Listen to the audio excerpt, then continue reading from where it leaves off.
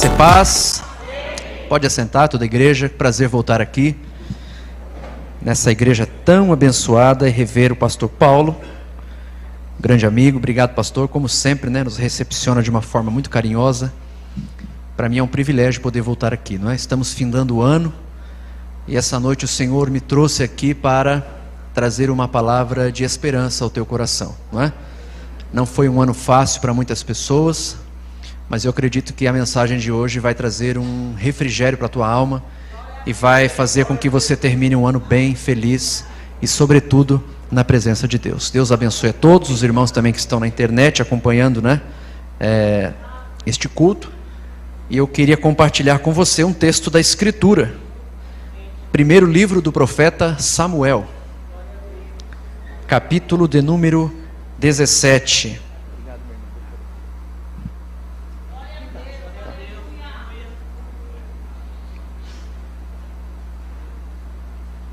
Primeiro Samuel 17, verso de número 48. Texto conhecidíssimo da Escritura. 1 Samuel 17, verso 48. E nós iremos ler até o verso de número 51. Quem encontrou o texto sagrado, diga amém. E sucedeu que, levantando-se o filisteu e indo encontrar-se com Davi, apressou-se Davi e correu ao combate a encontrar-se com o filisteu. E Davi meteu a mão no alforje e tomou dali uma pedra e com a funda lhe atirou e feriu o filisteu na testa. E a pedra se lhe cravou na testa e caiu sobre o seu rosto em terra. Assim, Davi prevaleceu contra o filisteu com uma funda e com uma pedra, e feriu o filisteu, e o matou, sem que Davi tivesse uma espada na mão. Pelo que correu Davi, e pôs-se em pé sobre o filisteu, e tomou a sua espada, e tirou-a da bainha, e o matou. Ele cortou com ela a cabeça. Vendo então os filisteus que o seu campeão era morto, fugiram. Amém, queridos? Nós estamos vivendo dias esperançosos em nosso país quando se trata de política. Estamos vivendo um período em que houve uma transição política em nosso país e trazendo, creio eu, na minha modesta opinião, para a maioria dos brasileiros uma certa esperança referente ao nosso futuro, de termos uma pátria melhor, mais segura, mais feliz. E o texto que nós lemos aqui, ele aconteceu justamente em um período de transição política, porque na época em que esse texto foi escrito, há mais de 2.600 anos atrás, havia uma transição política em Israel. Como assim, pastor? Israel era governada sob o governo dos juízes, também chamado de governo teocrático. E quando esse texto é escrito, houve a migração do governo teocrático, ou governo dos juízes, para o governo dos reis, chamado também popularmente de monarquia. Havia então governo dos juízes, governo teocrático, posteriormente migra-se para o governo da monarquia, ou governo dos reis. Quando há essa migração de política, de regime político, se você parar para analisar, a palavra teocracia significa governo de Deus. Então quem governava no período teocrático era o próprio Deus, usando a vida dos juízes para abençoar o povo, para julgar o povo, para administrar o povo. Então, veja comigo que o governo teocrático significa o governo de Deus. E não tem coisa melhor na vida de alguém do que ser governado pelo próprio Deus. E curiosamente, o povo judeu começa a fazer biquinho para o profeta Samuel, porque eles percebem que todas as nações vizinhas tinham rei. E agora, como se fosse uma criança birrenta, Sabe aquela criança que vai no mercado e pega um chocolate e se vira do avesso e quebra todo o mercado e fica fazendo birra? Assim foi o povo de Israel diante do profeta Samuel. Eles disseram assim, pastor Paulo: Samuel, todas as nações têm rei, nós queremos um rei também. Ah, que birra! Ou seja, eles queriam abandonar o governo teocrático para entrar no governo dos reis, a monarquia. Pastor, mas qual é a gravidade disso? Olha só, governo teocrático quem manda é Deus, governo monárquico quem manda é o rei da terra. Olha a gravidade, olha o que eles estavam dizendo para Deus: Senhor, nós não queremos mais que o Senhor comande a nossa vida. A pior tragédia para um ser humano é quando ele bate no peito e acha que Deus não manda mais na vida dele. Eu não quero mais que Deus comande a minha vida, quem comanda a minha vida agora é meu dinheiro. Eu não quero que Deus comande mais a minha vida, quem comanda a minha vida agora são os meus pensamentos, minhas atitudes, a minha liberalidade. A pior tragédia para alguém é quando essa pessoa diz para si mesmo: eu não preciso mais que Deus comande a minha vida. Nesse período inicia-se um período de tribulação para Israel, porque eles não querem mais que Deus mande, agora eles querem um rei para mandarem neles. Deus então olha para Samuel como quem diz assim: Samuel, eles não querem mais o meu governo? Não, Senhor, eles não querem. Eles querem um rei? Sim, eles querem um rei. Então eu vou dar para eles um rei que eles merecem. Vai na casa de Quis, fazendeiro, e unge o filho dele, Saul. E ali inicia-se o período monárquico de Israel, com Saul, o primeiro rei da monarquia judaica. Saul então é ungido rei, e quando ele é ungido rei, ele começa bem. Como assim, pastor? Começa obedecendo o sacerdote, começa fazendo grandes feitos militares em nome do Senhor. Tudo bem, ele começou bem, entretanto, ele termina mal. O que é isso, pastor? Qual é a mensagem de esperança que Deus tem para nós no final desse ano? O ano já está se findando. Talvez você entrou aqui o inverso de Saul. Saul começou bem, mas terminou mal. Talvez você começou mal esse ano, mas o importante é que você vai terminar bem na presença de Deus. Ou então talvez você começou bem e migrou para o lado de Saul, caminhou mal, mas essa noite Deus está dizendo: se você entregar o teu coração verdadeiramente para mim, você vai terminar o ano bem, em nome de Cristo Jesus. Saul começa bem, termina mal, a ponto de fazer pacto com feiticeiras, não é, pastor Paulo? E também assassinar sacerdotes. Após os fracassos de Saul, diz a Bíblia que um espírito maligno se aproxima dele, e só tinha uma coisa que acalmava Saul: louvor. Então ele manda trazer alguém que adorava a Deus para tocar dentro do seu palácio. E quem é o escolhido, nós já sabemos: Davi. E quando Davi chega na corte, ele chega na casa de Saul, era só ele tocar as suas composições, não é? Eu até preguei uma mensagem aqui sobre o Salmo 23, né, pastor? Quando ele começa a tocar no hebraico: Adonai, Roi, Lo, Exar, o Senhor, meu pastor, não me faltará, todo aquele peso espiritual saía da vida de Saul, porque o louvor é poderoso para expulsar demônios. É por isso que os músicos são tão perseguidos.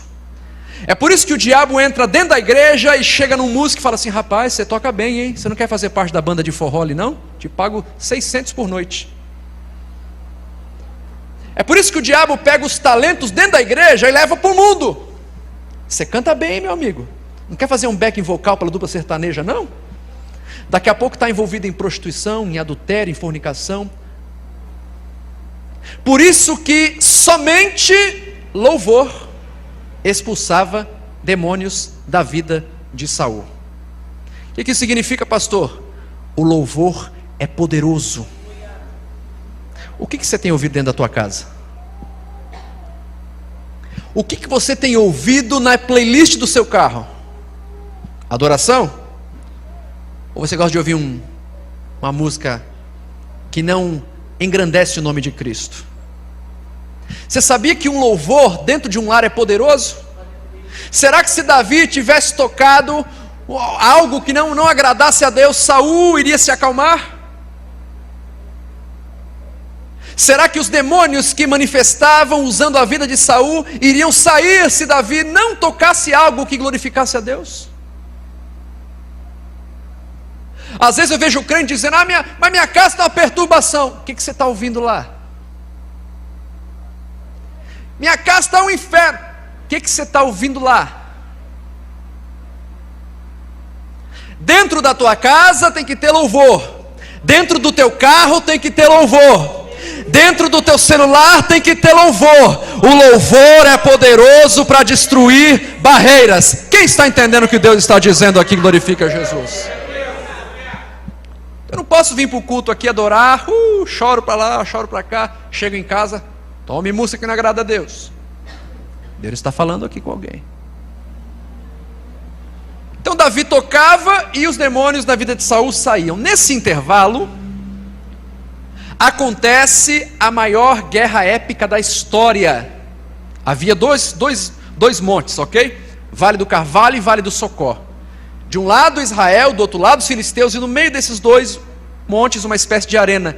E nessa arena, um homem de quase 3 metros de altura sai no meio, começa a apontar para Israel e dizer assim: tem algum macho para vir aqui quebrar minha cara? Tem alguém que pode vir aqui me derrubar? E diz a Bíblia que ele zomba de Israel. E nesse intervalo, o que acontece? Davi vai levar produtos para os irmãos dele. Queijo, bolo, não é? Quando Davi chega e começa a entregar os queijos, ele olha lá embaixo, o gigante gritando. Ele entrega um queijo aqui e olha no gigante. Entrega outro aqui. O que esse cara está falando? Toma um queijinho aqui. O que ele está gritando lá? Toma um queijinho aqui. Ele está afrontando a gente? Toma um queijinho aqui. Davi, ele está dizendo o seguinte: que ninguém é macho para ir lá ganhar dele. Mas se alguém ganhar, tem recompensa? Tem. Qual é a recompensa? Nunca mais vai pagar imposto na vida e vai ser genro do rei. Estou dentro. Davi então vai falar com Saul.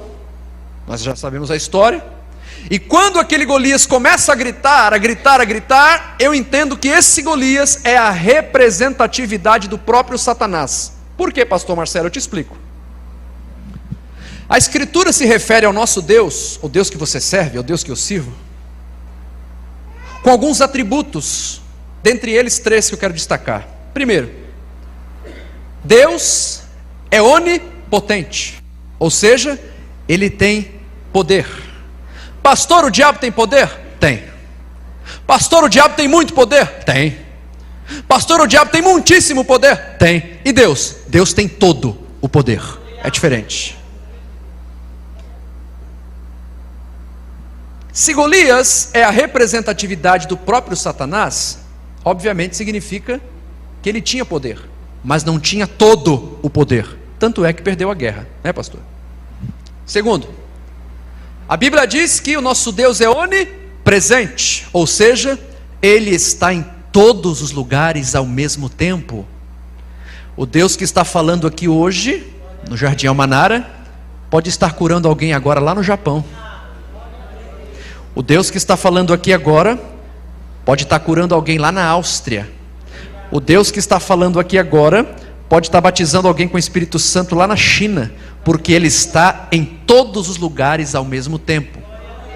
Ora, se Golias é a representatividade do próprio Satanás, significa que ele não poderia estar em todos os lugares ao mesmo tempo.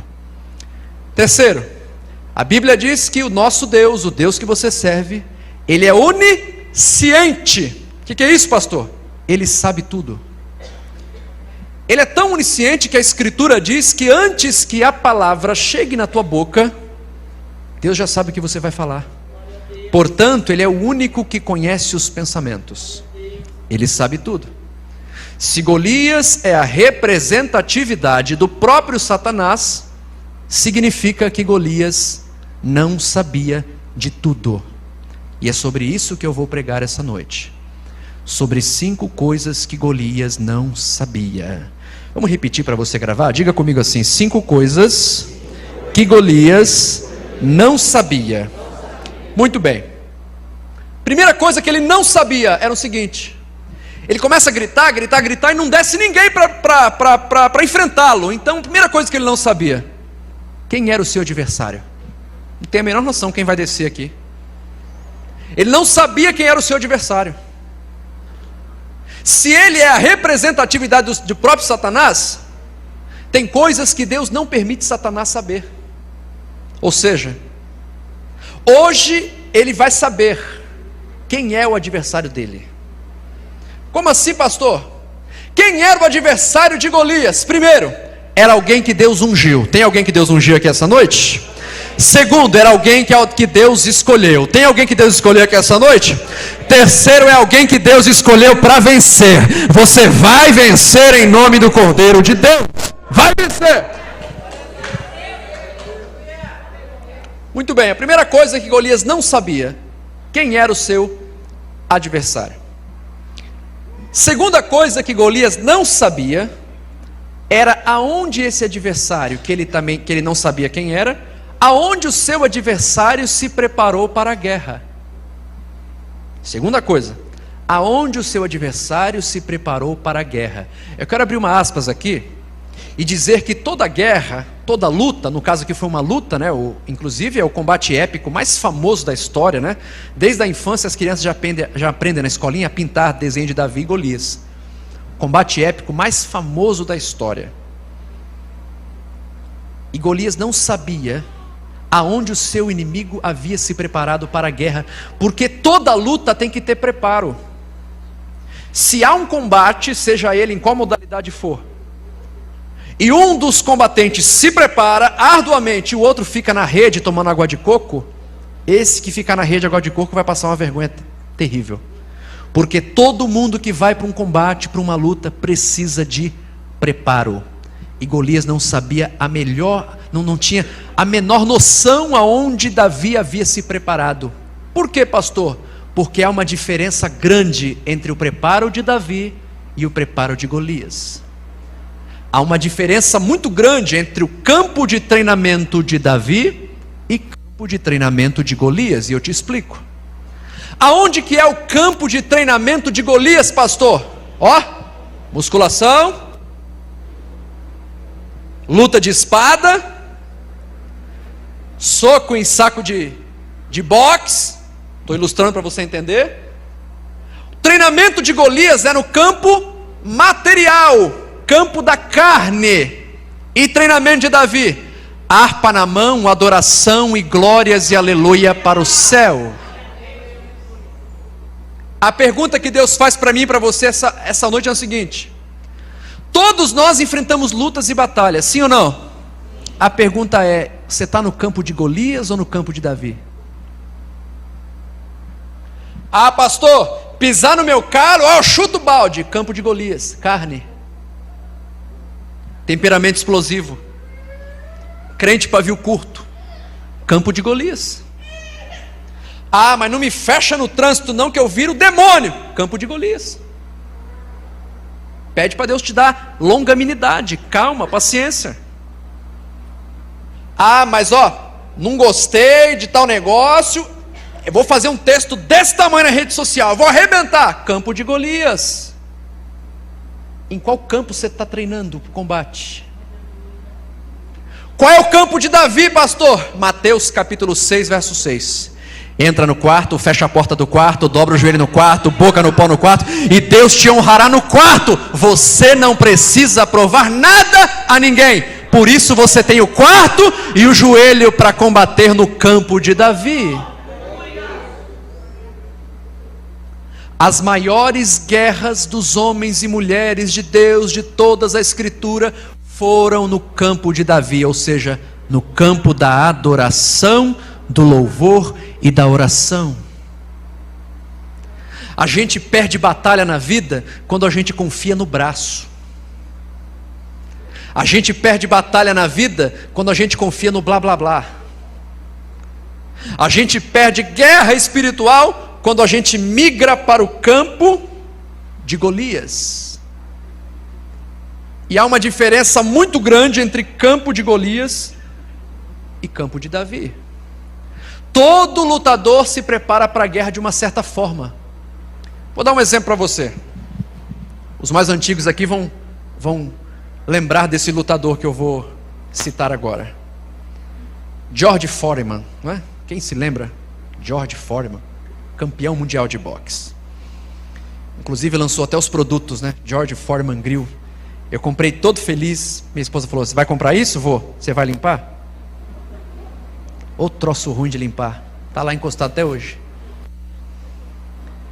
George Foreman, para quem não sabe, passava por um treinamento específico antes dos seus combates. Qual era o treinamento dele, pastor? George Foreman ia por um campo, por uma floresta, e lá na floresta o técnico dele colocava as mãos dele para trás, amarrava as mãos com corda, pegava um pneu de trator, não estou dizendo aro 13 não, tá? De Fusca, de Brasília, trator. Amarrava dentro do pneu uma corda, jogava a corda em cima de um galho de árvore, amarrava, deixava pendurado aquele pneu. George Foreman com a mão para trás e com a carona assim, ó. O técnico pegava aquele pneu de trator e arremessava. Aquilo vinha na cara de George Foreman. Pá! Repetidas vezes durante o dia. Acabava o treino, a cara do homem estava desse tamanho. Tanta pancada. No outro dia, pneu de trator. Tome na cara. Tome. Dia da luta. O adversário chegava em George Foreman e pá. Sabe o que ele fazia? Até o inimigo cansar, ele derrubava. O que eu estou querendo dizer para você com essa ilustração? Você toma pancada na vida para você aguentar coisas piores na frente. É por isso que Deus prepara você para tomar pancada, para quando o dia mau vir, você está alicerçado em Deus e na palavra de Deus. Pancada e deserto na vida de quem serve a Deus não é acidente de percurso, é necessidade, porque se você não toma pancada, você não se fortalece. Deus está falando muito forte com alguém aqui. Pastor, o ano para mim foi de pancada. Glorifique a Deus, porque o ano que vem, quando vier as lutas, você vai falar: opa, eu estou calejado, eu estou em Cristo Jesus, eu sou salvo, eu sou crente de verdade, eu estou firmado na palavra, eu estou firmado na Escritura.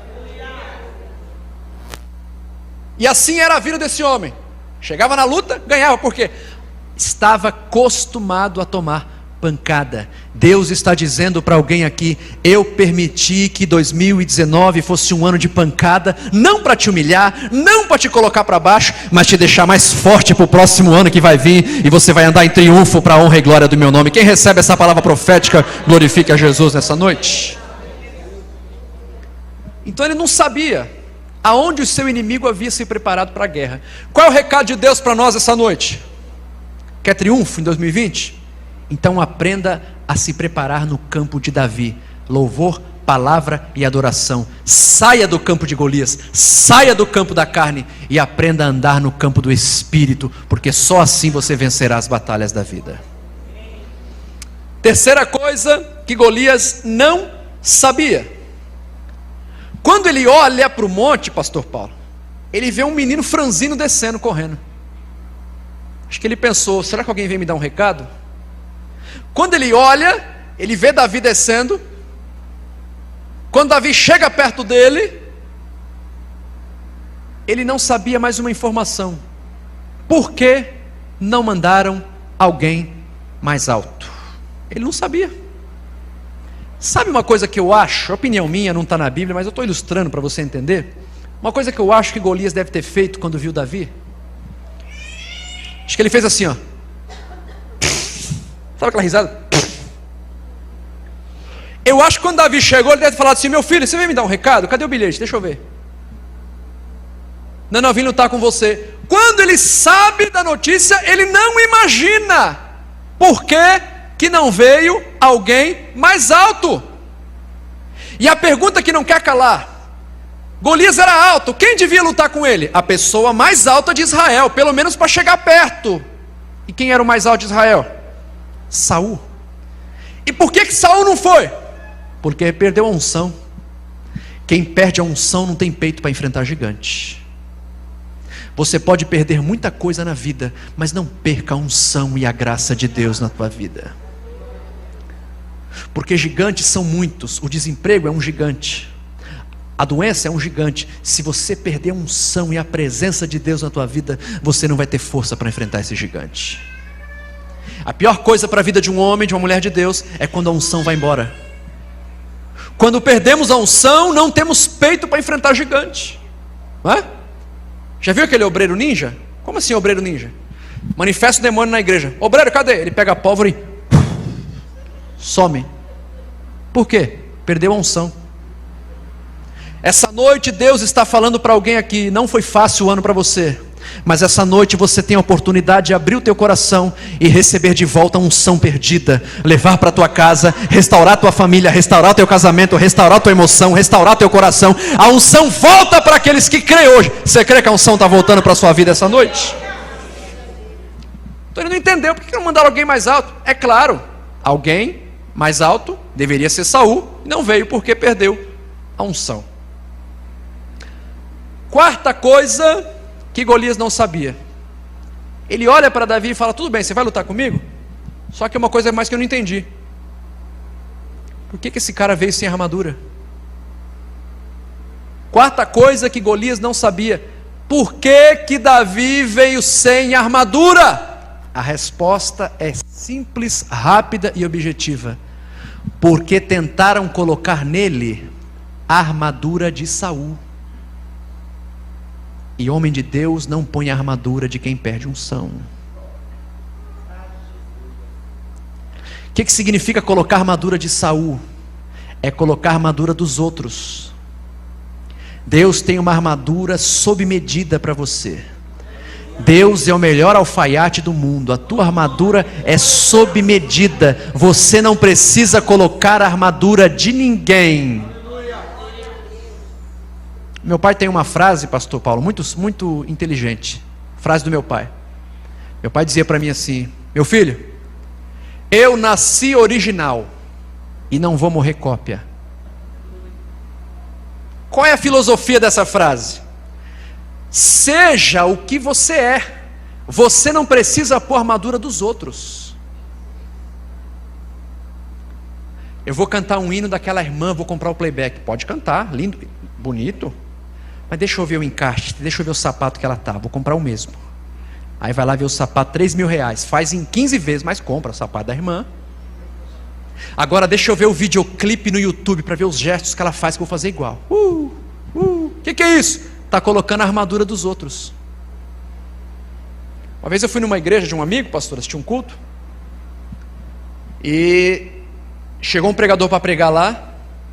Ele chegou com o cabelo igual do pregador famoso, pregou o mesmo sermão do pregador famoso, até a língua estranha era a mesma.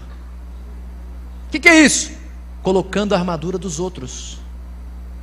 Deus vai usar você com a sua armadura, do jeito que você é. Você tem que ser original. Admirar alguém é lícito, é bom. Agora não podemos imitar. A única pessoa que nós temos que imitar é o conselho do apóstolo Paulo, que diz: sede meus imitadores, como eu sou imitador de Cristo. Você tem que se parecer com Jesus, aí sim vale a pena imitar. Eu não me conformo a esse negócio, sabe? Aí eu vou fazer igual o cantor, eu vou fazer igual o pregador. Não, Deus vai usar a armadura que fez para você. Então cante do jeito que você sabe cantar, pregue do jeito que você sabe pregar, faça aquilo para Deus do jeito que você sabe fazer, mas seja original em nome de Jesus. Você não precisa colocar a armadura de ninguém.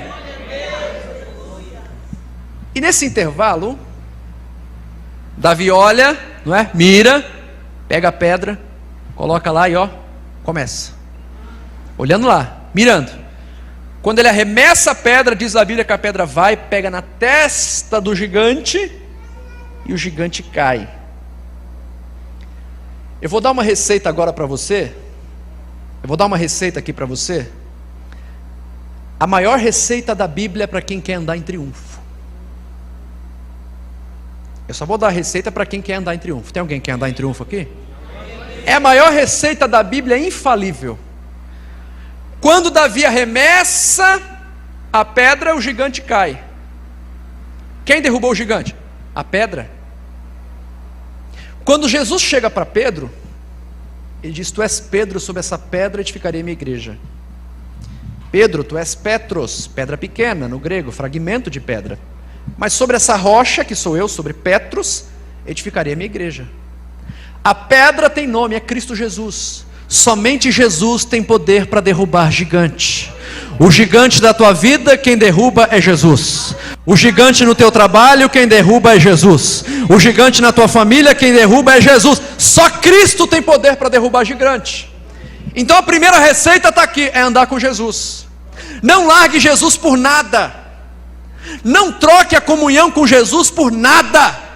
Não troque a intimidade no quarto com Jesus por nada. Não troque Cristo por nada.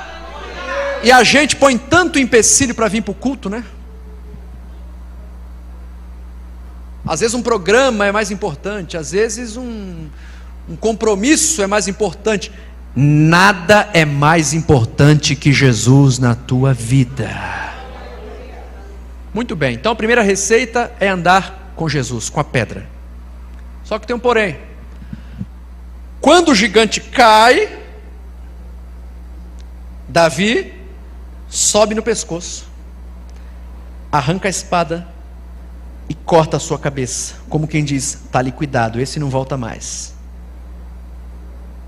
Davi cortou a cabeça do gigante com uma espada.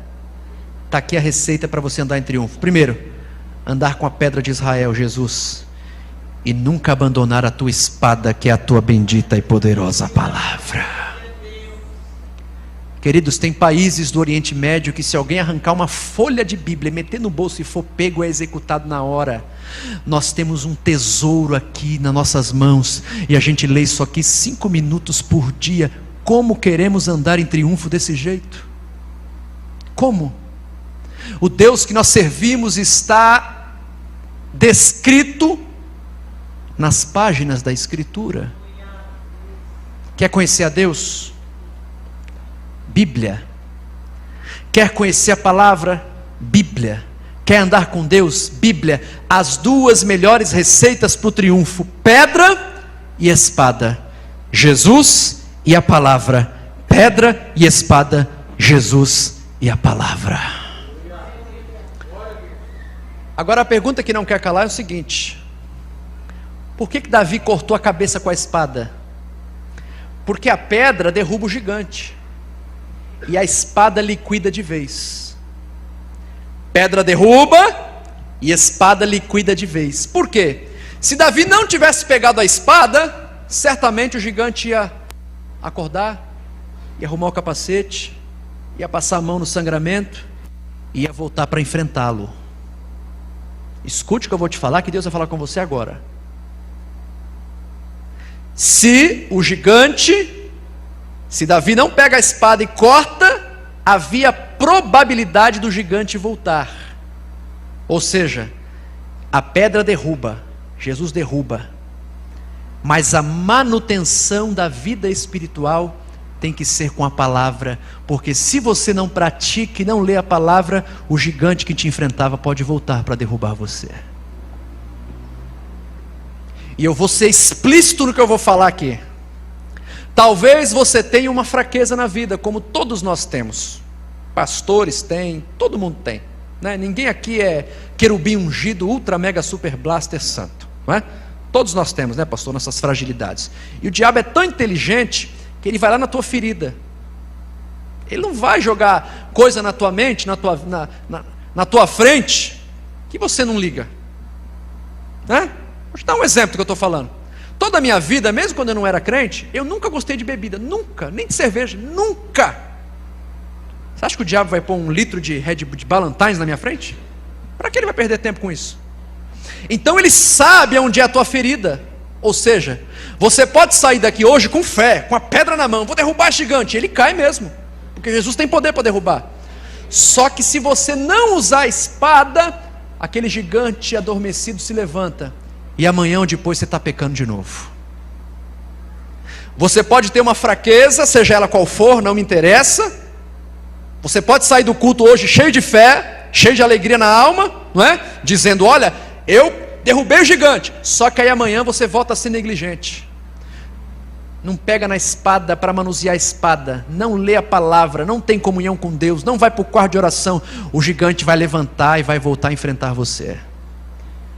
Então eu não vim aqui trazer um elixir, um pó mágico, nada. Eu vim trazer uma coisa simples e objetiva para quem quer andar em triunfo. Jesus, anda com Jesus, mas não deixa de manusear a palavra. Leia a palavra, viva a palavra, prega a palavra, se debruce na palavra, porque essa palavra é alimento. Quando você se alimentar disso aqui, se o gigante tentar levantar, você fala: sai daqui, Satanás, eu estou firmado na espada, eu estou firmado na palavra. Quem está entendendo o que Deus está dizendo para você essa noite?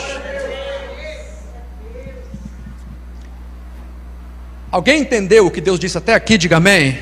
Amém. Quinta coisa que Golias não sabia, para eu encerrar minha palavra, vou ser breve hoje. Golias não sabia que seria o promotor de uma bandeira. Olha só, ele não sabia que seria o promotor de uma bandeira. Vamos recapitular. Primeiro, ele não sabia quem era o seu adversário. Segundo, não sabia onde o seu adversário se preparou para a guerra. Terceiro, não sabia por que Israel não mandou alguém mais alto. Quarto, não sabia por que o seu adversário veio sem armadura. E quinto, essa quinta informação ele não tinha como nem ele saber, porque já estava morto. Não sabia que ele seria o promotor de uma bandeira. Aliás, para quem não sabe, Golias, ele foi o promotor da bandeira mais temida do mundo, até os dias atuais. A bandeira de Israel foi Golias que promoveu, e eu te explico. Se você abrir o Atlas hoje, o mapa da Palestina, você vai ver países grandes ali: Irã, Iraque, Líbano. E quando você olha Israel, é um pingo no mapa. Como é que pode um país daquele tamanho? Dizem alguns que é do tamanho de Sergipe, Israel. Como é que pode um país rodeado de nações grandes e nenhum tem coragem de armar guerra contra Israel, porque sabe que é o exército mais poderoso do mundo, o melhor material bélico do mundo? Ninguém tem coragem de entrar lá. Conversei com um rapaz que é árabe, que ele é do Líbano. Ele falou assim: rapaz, o pessoal do Líbano, coitado, não tem nem coragem de entrar lá, passa vergonha. Como é que pode a bandeira mais temida do mundo ser a bandeira de Israel? Por causa de Golias. E eu te explico.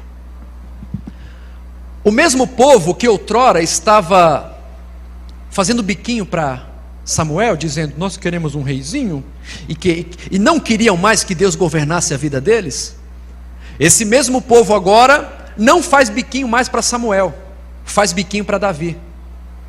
Ô Davi, sabe criança faz birra? Ô Davi, todas as nações têm bandeira, nós não temos. Sabe biquinho? Sabe aquele? Todas as nações têm bandeira, nós não temos bandeira, Davi. Dá para o senhor fazer uma bandeira para nós?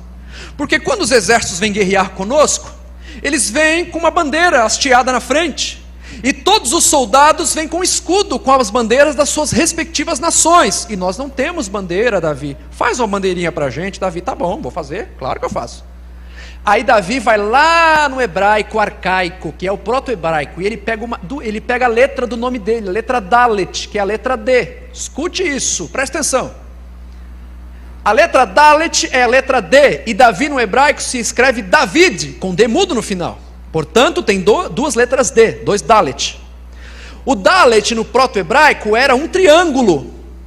Então Davi confecciona a bandeira: um triângulo para cima, um Dalet, um D, e um triângulo para baixo, dois Ds, David.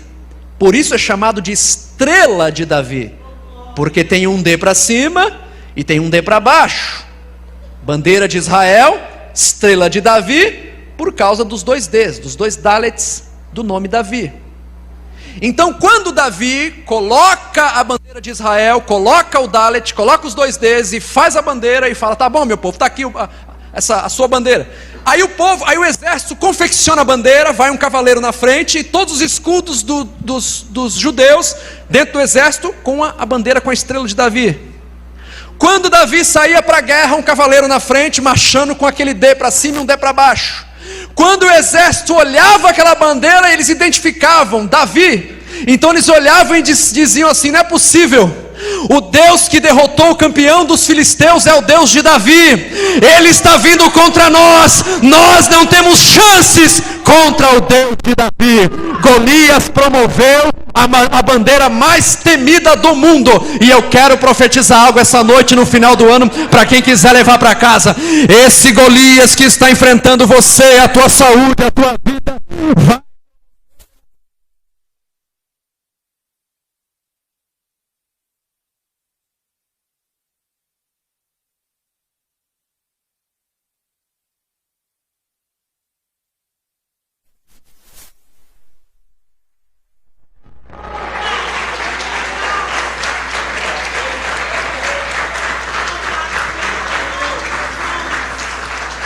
Tudo que você chorou esse ano,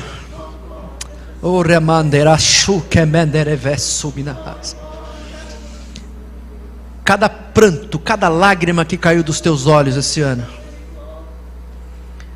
é porque Deus está usando essa afronta para promover uma grande bandeira de vitória na sua vida. Escute o que eu vou falar, já estou encerrando a minha palavra.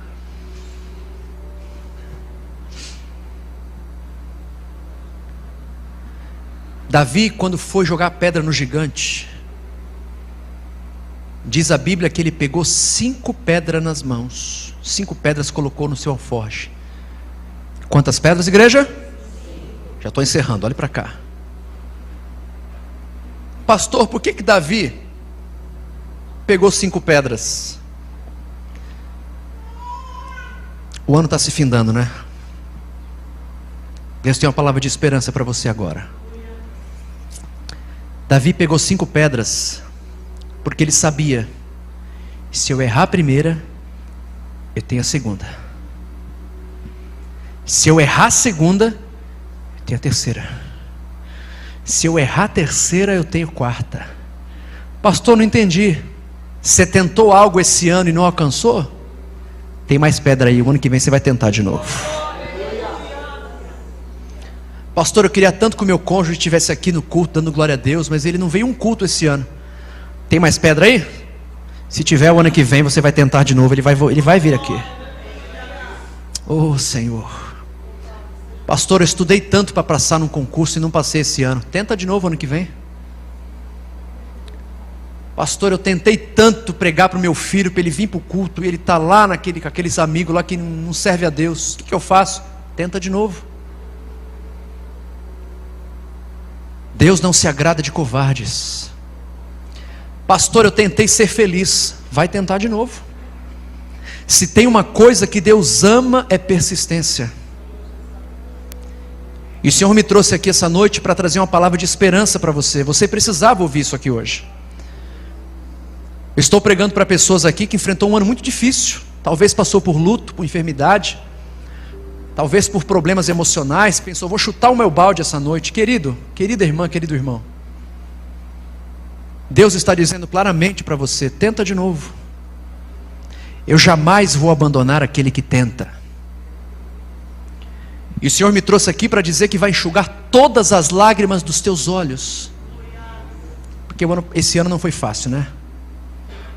Mas a palavra de esperança que trago ao teu coração essa noite da parte de Deus é essa: tem mais pedra aí, você vai tentar de novo.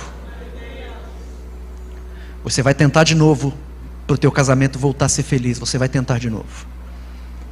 Você vai tentar de novo que os teus filhos estejam aqui adorando a Deus com você. Você vai tentar de novo trazer o teu marido para cá, pregando com a vida mais do que com palavras. Deus vai dar sabedoria para você. Aquele lugar que você desejou entrar esse ano e não conseguiu, o ano que vem você vai tentar de novo. Deus ama persistente.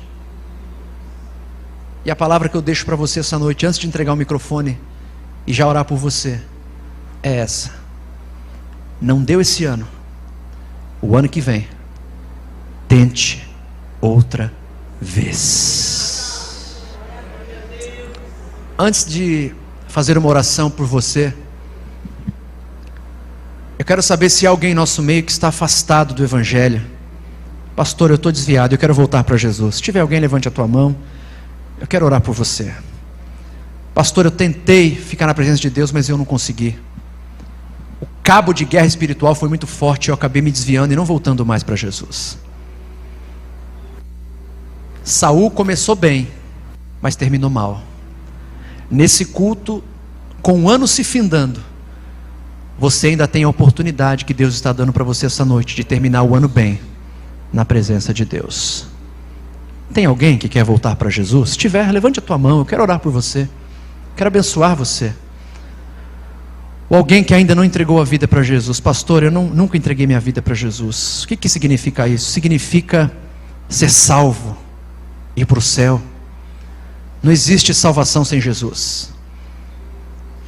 Quando Jesus disse que Ele confessaria para Deus aqueles que o confessam na terra, Ele está dizendo que um dia nós estaremos diante de Deus e Deus vai perguntar para Jesus se nós entregamos a vida para Ele.